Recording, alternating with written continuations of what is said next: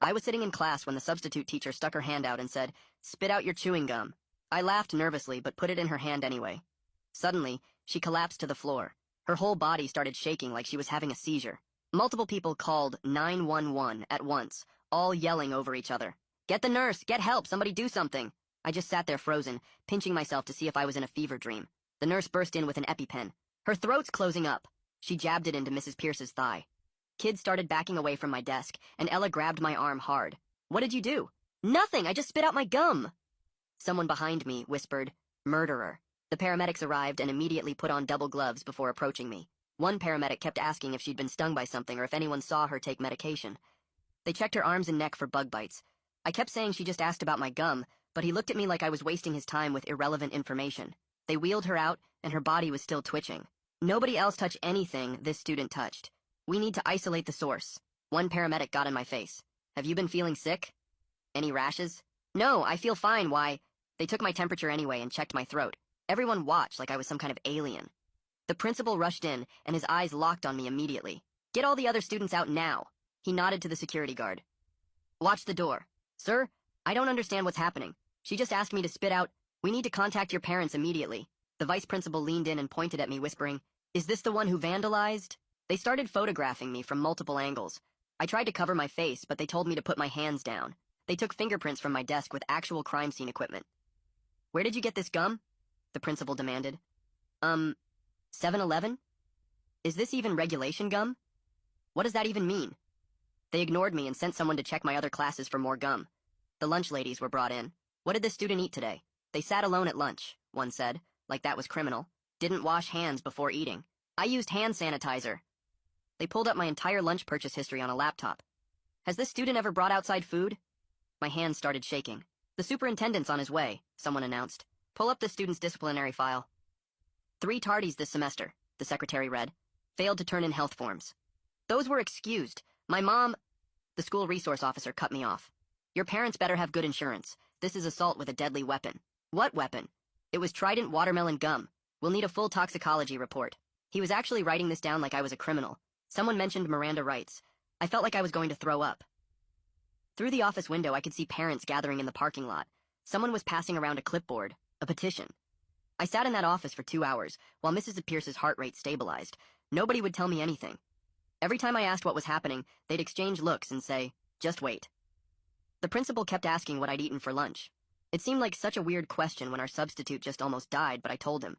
PB&J, apple, cookies. He wrote it all down and made a phone call to someone. 2 hours later, a woman burst through the door. It was Mrs. Pierce's daughter. The principal tried to explain what happened, but she cut him off. "You committed murder of a school employee." "What?" "I didn't—" "My mother has a severe peanut allergy." Her voice shook with rage. "It's in her file in red ink." My stomach dropped through the floor. She could have died. One particle can trigger anaphylaxis. The pieces clicked horribly into place. My peanut butter and jelly lunch. The gum after. I was suspended immediately. "Effective right now," the principal said, not meeting my eyes. Security escorted me out past the mob of parents. I figured that was it, but I was wrong. A week later, the college rejection letters started piling in. Every teacher who promised to write my recommendation letters mysteriously pulled out at the last minute. Then my mom's car tires were slashed. All 4. The final straw came when I got a call from my part-time job. Fired. Just like that. Everything traced back to the Pierce family. They'd ruined my life over peanut butter. Time to show them what real destruction tasted like. I grabbed my notebook and started writing down every way I could hurt them back, my pen pressing so hard it tore through the paper on some words. First idea was to slash their tires like they did to my mom's car. But that was too simple, too quick. Then I wrote about spreading rumors at their church, posting flyers around town with their lawsuit history, maybe even calling their insurance company with an anonymous tip about fraud. My hand cramped from writing, but I kept going, filling page after page with plans that got darker as the night went on. I thought about sugar in their gas tank, dead fish in their mailbox, signing them up for every spam list on the internet. Around 3 in the morning, I had 20 pages of ideas, but none of them felt big enough to match what they'd done to me. The next morning, I couldn't sleep anymore, so I got in my car and drove past their house just to see it. Mrs. Pierce lived in one of those perfect suburban houses with the white fence and the garden gnomes, and her daughter's silver Honda was parked in the driveway with that stupid bumper sticker about her kid being an honor student at the elementary school. I slowed down enough to see their recycling bin was full of wine bottles, and their lawn was starting to go brown in patches. The curtains were still closed even though it was past 9, and I noticed they had one of those security company signs in their yard, probably new since the incident. I drove around the block 3 times memorizing every detail, where the streetlights were, which houses had dogs, whether there were any cameras visible. Then I headed to the library because I needed to be smart about this, couldn't use my own computer or internet for what I was planning. The library had those old computers in the back that nobody ever used, perfect for creating fake Facebook and Twitter accounts without leaving a trail back to me. I made 5 different profiles using random photos from stock image sites, gave them basic backstories about living in town for years, started following local business pages and community groups to make them look real. Each account had a different personality, but they all had one thing in common. They were going to start asking questions about the Pierce family. My first posts were careful, nothing too obvious, just innocent questions in the town Facebook group about whether anyone else had noticed how the Pierce family always seemed to get their way with the school board. Within an hour, 3 people had commented with their own stories about Mrs. Pierce throwing fits at PTA meetings when the bake sale couldn't accommodate her allergies, demanding special treatment at every school event, making other parents feel bad for bringing normal snacks to class parties. One mom said Mrs. Pierce had threatened to sue when her kids' birthday cupcakes were brought to the school, even though her daughter wasn't even in that class. I screenshotted everything and kept digging, using the library's access to public records databases that most people didn't know existed. That's when I found the gold mine. 3 separate lawsuits filed by Mrs. Pierce against local businesses in the past 5 years, all claiming negligent allergen exposure, all settled out of court for undisclosed amounts.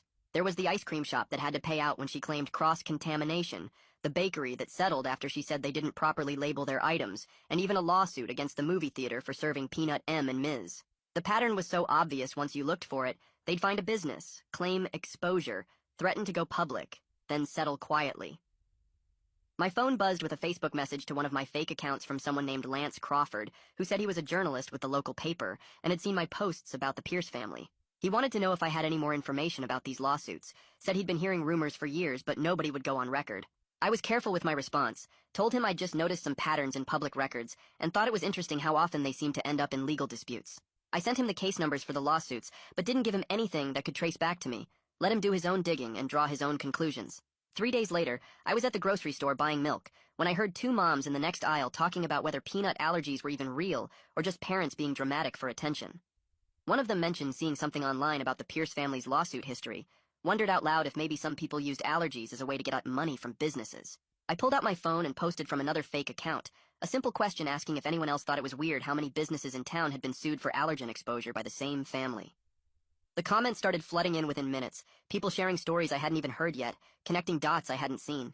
My mom walked into my room that night and saw me hunched over my laptop, asked what I was working on so intensely. The lie came out smooth and easy, told her I was researching community colleges since all my first choices had rejected me, looking at programs that might still accept late applications. She rubbed my shoulder and said she was proud of me for not giving up, that the Pierce family couldn't keep me down forever, and I felt sick about lying, but also weirdly proud of how good I'd gotten at it. My phone lit up with a text from Ella, saying she'd been thinking about what happened and something didn't feel right about the whole thing. She wanted to meet at the coffee shop tomorrow to talk, said she had some things she wanted to tell me about what she'd heard after I was suspended. Part of me thought it might be a trap, maybe the Pierce family sending her to get information about what I was doing, but another part hoped maybe she was starting to see the truth. I texted back that I'd meet her at 2 o'clock, already planning my escape routes in case things went bad. The next day, I got to the coffee shop early and sat where I could see both exits, watched Ella walk in looking nervous and guilty. She sat down across from me and immediately started apologizing for grabbing my arm that day, said she'd been caught up in the panic and didn't think straight. She told me she'd been noticing things since then, how the Pierce family seemed to have a lot of power in town, how Mrs. Pierce's daughter had bragged about getting me fired from my job, how the whole thing felt planned, somehow. I pulled out my phone to show her the fake accounts I'd been using, but then stopped myself because trusting anyone felt dangerous now. She leaned closer and whispered that Lance Crawford from the local paper had been asking questions around school about the Pierce family. My heart started racing, because that meant my posts were actually working. 2 days later, I was scrolling through Facebook when I saw it, Lance's article with the headline asking why one family had filed so many allergen lawsuits against local businesses. The comment section went crazy within minutes, with people sharing stories about Mrs. Pierce screaming at the bakery owner last year and her daughter threatening to sue the ice cream shop. I screenshot everything and saved it to multiple folders just in case. My mom came home that night looking tired and asked if I'd seen the article about the Pierce family online. I shrugged and said maybe I'd seen something, but tried to act like I didn't care even though my hands were shaking under the table. The next morning, Mrs. Pierce's daughter posted this long video on Facebook with tears running down her face, talking about how her family was attacked online for no reason. She wore this white shirt that made her look innocent and kept wiping her eyes with tissues while saying they were just trying to protect her mom's health. People in the comments started defending her and calling whoever started the rumors a monster. Some lady named Karen wrote that she hoped they found who was behind the hate campaign and pressed charges. I felt sick watching everyone buy her act when she'd literally destroyed my whole future over an accident. That night, I stayed up until 3 making a new email account and sent Lance all my college rejection letters with the dates circled in red. I included screenshots of my termination email from work and made sure to highlight how everything happened right after the gum incident. I didn't sign it or give any hints about who I was, but I knew he'd connect the dots. 3 days later, Lance published another article mentioning the strange timing of a local student losing college opportunities right after the substitute teacher incident. He was careful not to accuse anyone directly, but he included a timeline that made it pretty obvious what had happened. The Pierce family's supporters started fighting with people who thought something fishy was going on, and the whole town Facebook page turned into a war zone. I was eating breakfast when the phone rang and my mom answered, looking confused. She covered the phone and mouthed that it was the principal, then her face went white as she listened. After she hung up, she sat down across from me and said the principal had warned her about inflammatory online activity that could result in legal action against our family. She asked if I knew anything about it, and I said no, while my stomach twisted into knots. The principal couldn't prove anything, but the threat was clear. Back off, or they'd come after us even harder. That afternoon, I texted Ella, asking if she'd heard any news from the school, since I wasn't allowed back. She replied that her friend who worked in the office said Mrs. Pierce was scheduled to start substitute teaching again next week. The thought of her walking those halls teaching other kids while I was banned made my blood boil, so hot I thought my head would explode. I spent the rest of the day pacing my room and punching my pillow, because the rage had to go somewhere or I'd lose my mind. Around midnight, I grabbed my dad's old hoodie and drove to the school with a can of spray paint I'd bought weeks ago for an art project. The parking lot was empty and dark with just one security light flickering near the main entrance. My hands shook as I sprayed "Allergic to Accountability" in huge red letters on the wall where everyone would see it when they arrived. It was stupid and reckless, but seeing those words on that wall felt better than anything had felt in weeks. I drove home with my heart pounding and threw the spray paint can in a dumpster behind the grocery store. The next morning, my phone blew up with texts from people sending me screenshots of the vandalism all over Facebook. The security footage showed a figure in a dark hoodie, but you couldn't see the face or license plate clearly. The principal called an emergency assembly about vandalism and consequences, according to Ella, who texted me updates throughout the day. She said he looked directly at her when he talked about how anyone with information should come forward immediately. Parents started posting about how the school wasn't safe anymore and demanding better security cameras. Some people thought it was funny and true, while others called it criminal property damage that proved someone was out of control. I stayed off social media that whole day and helped my mom clean the house to keep my mind busy. That evening, I got an email from someone named Nadine Vasquez saying she was a lawyer who'd read Lance's articles. She said she believed I might have a case for defamation and intentional infliction of emotional distress against the Pierce family.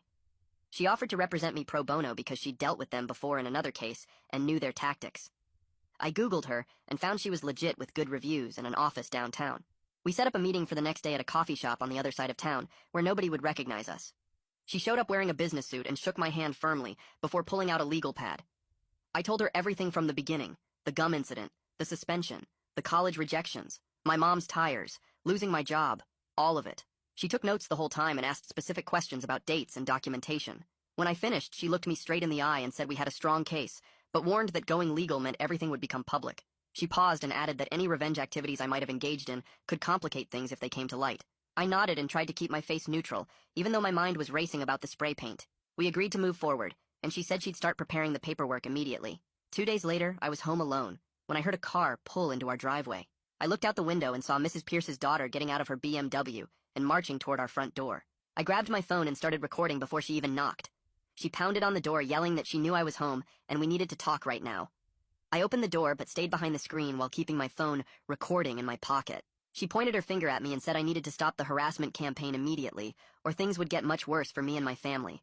Her face was red, and she kept stepping closer to the door like she might try to come inside. I asked her to leave, but she kept going, saying her mom almost died because of me, and I was lucky they hadn't pressed criminal charges yet. She said they had connections everywhere in town and could make sure I never got into any college or got another job. I kept my voice calm and asked her again to get off our property, while she ranted about how I was ruining their reputation with lies. Finally, she stormed back to her car, yelling that this wasn't over, and I'd regret messing with her family. My hands were shaking as I uploaded the video to Facebook that same night.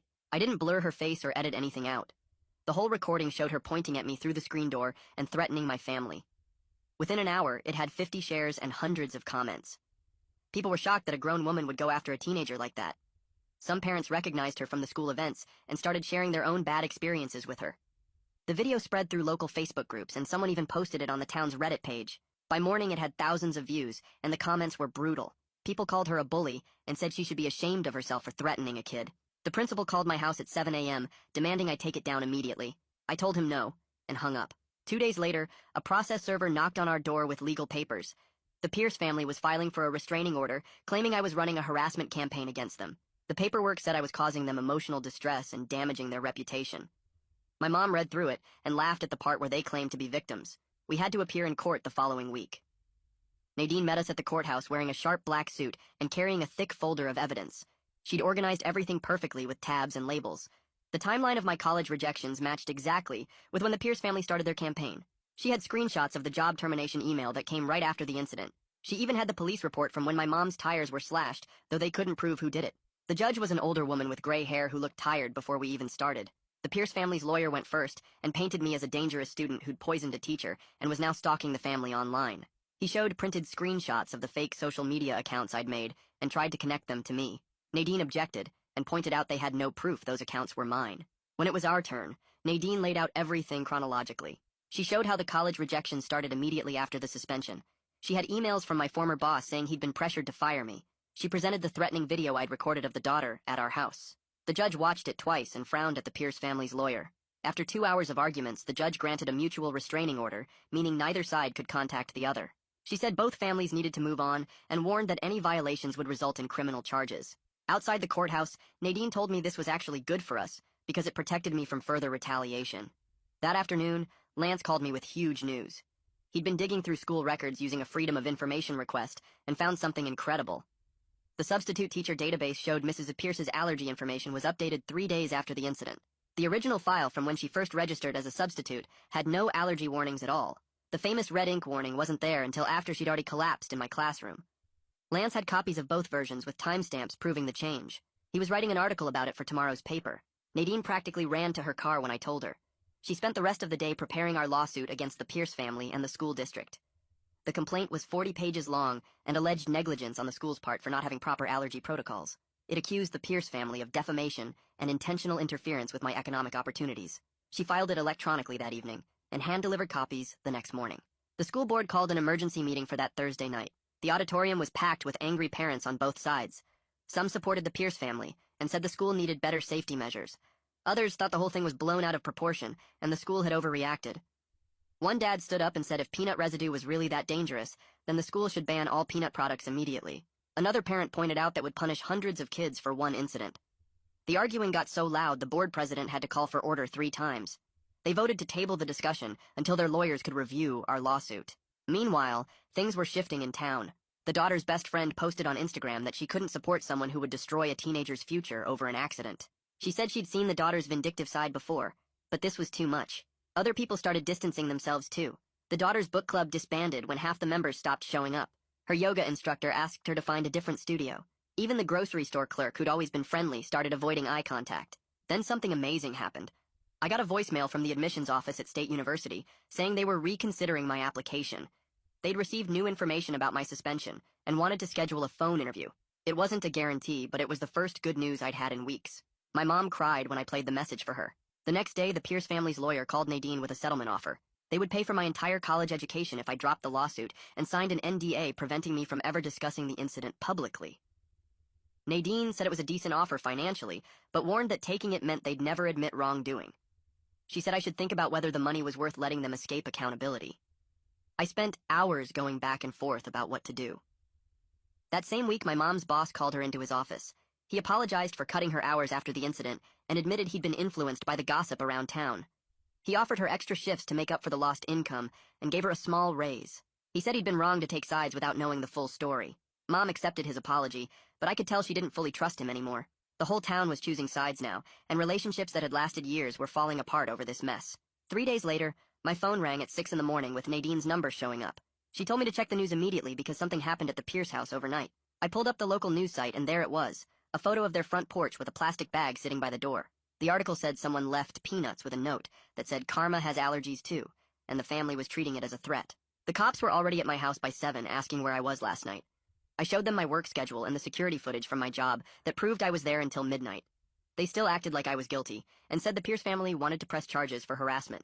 Nadine showed up while they were still questioning me and told them to leave unless they had actual evidence. The whole thing made me look worse even though I had nothing to do with it. 2 weeks later, Ella got called in for her deposition about the original incident. Nadine let me sit in the room while she testified, and I couldn't believe what I was hearing. Ella admitted she grabbed my arm that day because everyone else was freaking out, and she got caught up in the panic. She said looking back she realized I was just as confused as everyone else, and she felt bad for immediately blaming me. Her testimony was recorded, and Nadine said it would help our case since Ella was one of the first people to accuse me. The school board met again the following week, and finally did something useful. They announced new rules for substitute teachers that required them to submit verified medical documentation about any allergies before they could start working. The principal sent out an email saying this would prevent future incidents, and I wanted to scream that it was too late for me.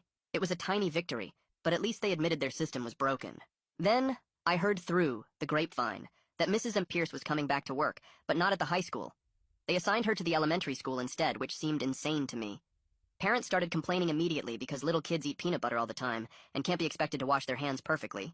The PTA had an emergency meeting where people argued about whether someone that allergic should be around kindergartners at all. My mom came home from the grocery store saying she overheard two moms saying Mrs. Pierce was putting herself in danger on purpose for attention. The anger I'd been carrying around was eating me alive, so I finally agreed to see a therapist. My mom found someone who took our insurance, and I went to my first appointment feeling stupid about the whole thing. The therapist listened to me rant for 20 minutes about how unfair everything was, and then asked me a simple question about what I wanted to happen next. I realized I'd been so focused on revenge fantasies that I wasn't thinking about my actual future. She helped me see that staying angry was keeping me stuck in that classroom where Mrs. Pierce collapsed. We made a plan to work through the trauma, but I still left feeling raw and exhausted. A month later came the worst part, my deposition with the Pierce family's lawyer. Nadine spent hours preparing me, going over every possible question they might ask. The lawyer was this older guy who kept trying to get me to admit I'd vandalized the school or made the online posts about them. I stuck to the truth, that I was angry, but didn't do those things, and he kept pushing and pushing. Nadine objected to half his questions, and we took 5 breaks because I was getting too upset. The whole thing took 6 hours, and by the end I felt like I'd been hit by a truck. Lance called me the next week saying his investigation was ready to publish. He'd found 3 other families who had similar experiences with the Pierces, using the allergy to get money or destroy people who crossed them. One family had their small business shut down after Mrs. Pierce claimed they didn't take her allergy seriously at a catered event. Another family's kid got expelled from private school after accidentally bringing trail mix near her. The pattern was clear, and Lance had all the documentation to prove it. The article came out on a Sunday, and by Monday morning it had been shared over 1,000 times. People were finally seeing what I'd been saying all along. The school district's lawyers contacted Nadine that same week with a settlement offer. They would clear my disciplinary record completely and write a letter to all the colleges explaining that my suspension was an overreaction to a medical emergency. They also offered a small cash settlement for the damage to my education. Nadine said it wasn't everything we wanted, but it would help fix my college applications. I wanted them to admit more fault, but she reminded me that getting my record cleared was the most important thing. We were still negotiating when the next disaster happened. Mrs. Pierce had another allergic reaction at the elementary school when a 5-year-old hugged her after lunch. The kid had eaten a peanut butter sandwich and hadn't washed his hands. This time, people weren't as sympathetic, because everyone was asking why she kept putting herself in these situations. The parents at the elementary school started a petition to have her transferred somewhere else. My old boss from my part-time job called that afternoon. He said he'd read Lance's article and realized he'd been pressured by the Pierce family's threats about lawsuits. He offered me my job back with all the back pay I'd missed. I needed the money for college, so I said yes, but I couldn't shake the feeling that he was just covering his own ass. The trust between us was completely gone, and going back to work. There felt like admitting defeat somehow. 3 weeks later, we were all sitting in a conference room at some law office downtown for the mediation. The room had this huge table, and everyone looked uncomfortable being there. Mrs. Pierce sat across from me with her daughter right next to her, and their lawyer on the other side. Nadine had warned me this would be tough, but I wasn't ready for what happened next. About an hour into going over all the documents and evidence, Mrs. Pierce just started crying. Not quiet tears either, but full-on sobbing while her daughter tried to shush her. "I never wanted any of this to happen," she kept saying between sobs. Her daughter grabbed her arm hard and told her to stop talking, but Mrs. Pierce kept going anyway. "This whole thing got out of control, and I'm so sorry." Her daughter's face turned red, and she whispered something harsh that made Mrs. Pierce stop talking completely. The mediator called for a break, and that's when I realized who was really running this whole revenge campaign against me.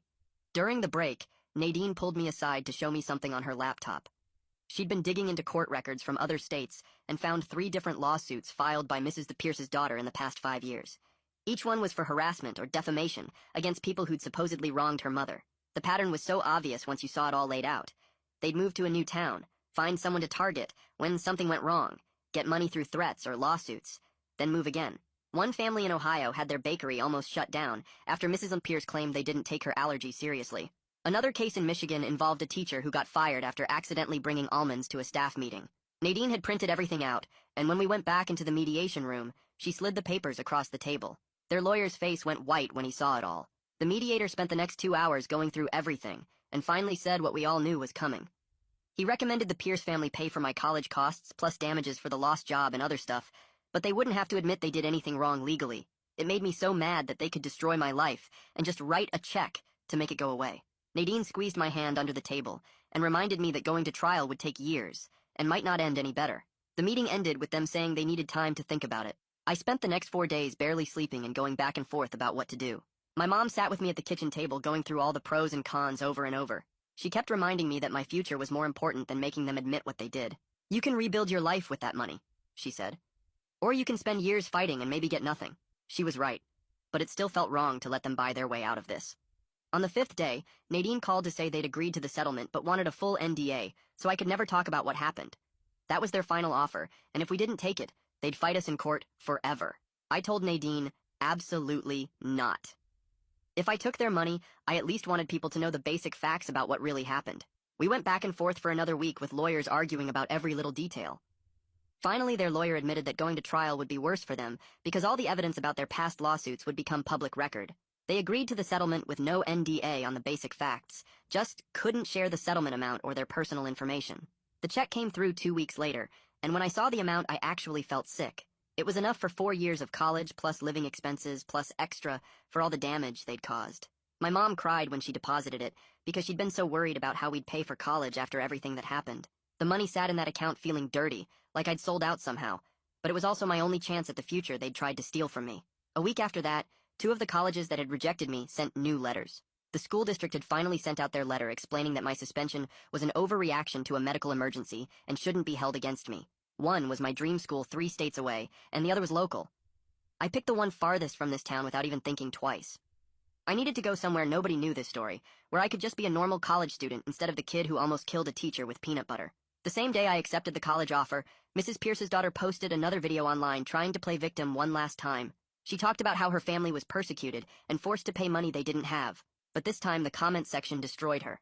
People had seen Lance's articles and knew about their history of lawsuits. Someone posted screenshots of the other families they'd targeted.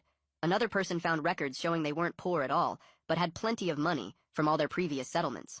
Within 3 hours, she deleted the video, but screenshots were everywhere. 2 days later, she posted that they were moving to another state for a fresh start because of all the harassment they'd faced here. Good riddance. Graduation day came faster than expected, and the principal had called to say I was allowed to walk with my class despite everything. My mom helped me iron my cap and gown the night before, and we didn't talk about how different this day was supposed to be. When they called my name, some people clapped while others stayed silent. A few parents actually booed, but I kept my head up and walked across that stage knowing I'd survived everything they tried to do to me. I shook the principal's hand even though part of me wanted to refuse, took my diploma, and walked off that stage finally free from that place. The next week there was an awards ceremony for local journalism, and Lance won first place for his investigation into the Pierce family. In his acceptance speech, he thanked a brave young person who refused to be silenced without saying my name. He held up that award and said sometimes the truth takes time to come out, but it always finds a way. I watched the live stream from my room while packing for college and actually smiled for the first time in months. The next morning, my mom and I took the settlement check to the auto shop to finally fix her car the right way. The mechanic showed us the damage from the slashed tires and said whoever did it used a box cutter based on the cut patterns. My mom didn't say anything about it, but I saw her jaw tighten when she signed the repair order. We used part of the settlement money, and she kept the receipt in a folder she labeled evidence, even though we both knew we'd never need it again. That same week, Ella started texting me and asked if I wanted to grab coffee after school. I met her at the Starbucks near campus, and she told me how watching me fight back against the Pierce family made her realize she'd been letting people walk all over her too. She'd finally reported the girls who'd been stealing her lunch money since freshman year, and they got suspended. We started hanging out more, and she helped me pack for college while telling me about her own plans to study nursing. She said that day in class when Mrs. Pierce collapsed, taught her she wanted to help people in medical emergencies, instead of just standing there frozen. I drove past the Pierce house one afternoon and saw the for sale sign had been up, so long it was starting to fade. The realtor told my mom at the grocery store that nobody wanted to buy it after everything that happened. People in town called them the lawsuit family now, and nobody wanted that bad energy in their house. I spent 3 days writing my college essay about the whole mess and how it taught me that injustice can happen to anyone, but fighting back matters more than winning. The admissions counselor emailed me later, saying it was one of the strongest essays she'd read that year, and it showed real character growth. A letter came from Mrs. Pierce 2 weeks before graduation, and I could tell her lawyer wrote it because it used words like regrettable incident and unintended consequences. She said she was sorry for how things escalated, but never actually admitted they went too far. I kept the letter in my desk drawer as a reminder that some people will never really take responsibility. The school sent out an email about new mandatory allergy training for all staff and students starting next year. Kids started calling it the Pierce Protocol when teachers weren't around, but nobody said it to their faces. They made everyone watch a video about cross-contamination and how to use an EpiPen, and the principal announced zero tolerance for food bullying. My last week in town, I had to drive past their house to get to the bank and saw a moving truck in the driveway. Workers were loading boxes and furniture, while Mrs. Pierce stood on the lawn directing them. I didn't feel happy or sad or angry, just empty where all that rage used to live. 3 months later, I was at freshman orientation, listening to the residence life coordinator talk about roommate agreements. Nobody knew who I was or what happened, and I liked it that way. When people asked where I was from, I just said a small town and changed the subject. My roommate showed up on move-in day and immediately told me he had a severe tree nut allergy. I helped him check every food item I'd brought and threw out anything that might have been processed near nuts. We put up signs on our door and established a whole system for keeping him safe because I knew how serious allergies were, but also knew they shouldn't be used as weapons. He was grateful I took it seriously without him having to explain why it mattered. We became good friends, and he never knew about my history with allergy-related drama. Nadine texted me in October saying the Pierce family was investigated for insurance fraud in their new state. Someone had tipped off the authorities about their pattern of lawsuits and settlements. She swore it wasn't her, but said she wasn't surprised someone finally connected the dots. The investigator had called her for information about our case, and she'd provided all the documentation showing their history. I asked if I needed to do anything, and she said no, just focus on the school and let karma handle the rest. My mom visited for Parents' Weekend and mentioned the town was different now. People had learned something from what happened, even if they didn't want to talk about it directly. The school had better policies, and parents were more careful about not turning accidents into vendettas. She said the Pierce house finally sold to a young family who got it for way under asking price. The new owners didn't know the whole story, and my mom didn't tell them. That winter break, I ran into the principal at Target, and he stopped me near the electronics section. He said he was sorry for how he handled everything, and that he should have investigated more before suspending me. I told him it was done and I was doing fine at college, but I didn't forgive him. Some things change you, and some bridges stay burned, and that's okay. My college friends eventually found out pieces of the story when someone Googled my name and found Lance's articles. They couldn't believe something so small turned into something so destructive, but they also said they were impressed I fought back and won. One of them said if that happened to her, she would have just given up. But I told her you don't know what you'll do until someone tries to destroy your whole future over nothing. Parents' Weekend came up in October, and my mom drove 6 hours to visit me at college. We walked around campus, and she kept looking at other families, and then told me the town was different since everything happened. Nobody really talked about it directly, but people had learned something from watching how fast things got out of control. The school changed their policies, and parents were more careful about not turning every little thing into a huge fight. She said the Pierce house finally sold to a young couple who got it cheap because nobody else wanted it. I showed her around the dorms and introduced her to my roommate, who she liked right away. We went to the dining hall, and she noticed how I checked every food label carefully now, and how I always washed my hands twice before eating anything. That night after she left, I sat at my desk filling out the paperwork to declare my major. I wrote pre-law on the form and thought about Nadine and how she fought for me when nobody else would. I wanted to be like her and help other people who got caught up in someone else's mess. The advisor asked why pre-law, and I told her I'd seen how the legal system could destroy someone or save them, and I wanted to be on the saving side. She signed my forms and said I'd need to keep my grades up for law school, which I already knew. I threw myself into studying and joined the debate team and mock trial club. My phone buzzed one night the next year with a message from Ella. She said Mrs. Pierce's daughter got arrested for harassment in their new town in Arizona. Someone there was ready for their tricks and had recorded everything from day one. The woman had tried the same thing with another family, but this time, the police weren't buying it. Ella sent me the news article, and I read it 3 times before I believed it was real. The pattern had continued, but finally someone stopped them. I didn't feel happy exactly, but more like the universe had finally balanced itself out. Second semester, I joined the legal aid clinic on campus that helps students with disciplinary problems. My first case was a freshman who got suspended for something he didn't do, and I helped him gather evidence to appeal. We won his case and got his record cleared, and he thanked me with tears in his eyes. The clinic supervisor said I had a natural ability to see through administrative BS and find the real story. More students came to me for help, and I realized my horrible experience actually gave me skills other people needed. Winter break came, and I was at the grocery store buying stuff for dinner when I turned the corner and almost ran my cart into the principal. He froze when he saw me, and then started apologizing right there by the frozen vegetables. He said he was sorry for rushing to judgment and that he was just trying to protect the school from getting sued. His hands were shaking, and he kept saying he should have investigated more before suspending me. I listened to him talk for 5 minutes straight without interrupting. When he finally stopped, I told him I was accepted his apology, but I didn't forgive him. Some bridges are supposed to stay burned, and that was a lesson I learned the hard way. He nodded and walked away, and I never saw him again after that. Back at the school, my friends were hanging out in my room when someone Googled my name for fun and found Lance's articles. They read the whole story out loud and kept stopping to ask if it was really true. They couldn't believe something so small turned into something so huge and destructive. One girl said she would have just given up if that happened to her, but I told her you don't know what you'll do until someone tries to take everything from you. They said they were impressed I fought back and won instead of letting them destroy me. The story spread through our friend group, and people started coming to me for advice about their own problems with unfair treatment. 3 years passed, and I was sitting in my law school orientation, listening to the dean talk about justice and advocacy. The firm that sponsored my full scholarship specialized in defamation cases, and they'd recruited me specifically because of my background. My supervising attorney said the Pierce family had accidentally given me the perfect origin story for this kind of law. I was going to spend my career turning injustice into justice one case at a time and help people who got steamrolled by someone with more power. The girl sitting next to me asked why I chose defamation law, and I told her it chose me when I was 17, and someone tried to ruin my life over peanut butter. She laughed, thinking I was joking, but then saw my face and realized I was serious. That's when I knew I'd found my calling, and the Pierce family's attempt to destroy me had actually created exactly who I was supposed to become. Thanks for letting me question things right alongside you. It's been a ride just wondering together. Until next time, take care out there. Like the video, it helps more than you think.